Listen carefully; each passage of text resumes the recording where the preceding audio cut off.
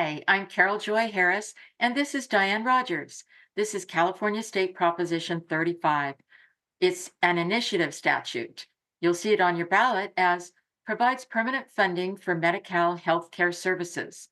Diane, can you tell us what question Proposition 35 poses? Sure. Prop 35 asks voters, should California make permanent the existing tax on managed care organization health plans and require this tax to be used only to fund Medi-Cal healthcare services? Thank you.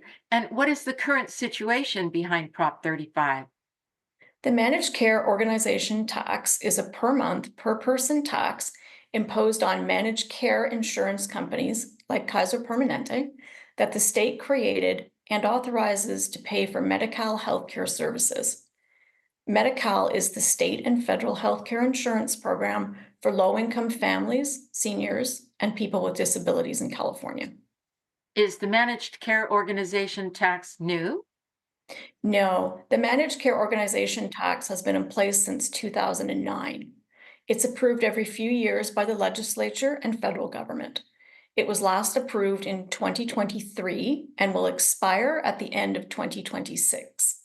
And how is the revenue collected by this fund handled? Currently, this tax revenue is put into the general fund, and lawmakers use it to pay for existing costs in the Medi-Cal program and increase funding for Medi-Cal and other health programs. For instance, the state uses this money to increase Medi-Cal payments to doctors. It is estimated to raise between $7 billion and $8 billion annually. So, what does Prop 35 propose? Proposition 35 proposes to permanently establish the per month, per person tax on managed care organizations starting in 2027, subject to federal approval. In 2025 and 2026, Prop 35 will impose new rules regarding which Medi-Cal services receive funding from the tax. Are there rules regarding how the tax revenue collected can be used? Yes, it requires the state to use tax revenues solely for specified Medi-Cal services. Plus, it prohibits revenues from being used to replace other existing Medi-Cal funding and caps administrative expenses.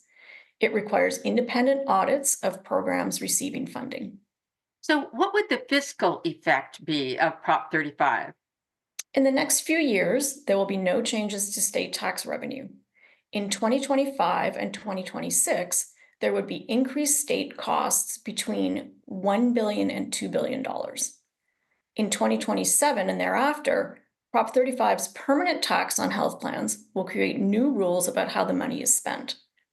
After the temporary tax ends, the long-term fiscal impact is uncertain due to various rules in the California Constitution that impact the state budget.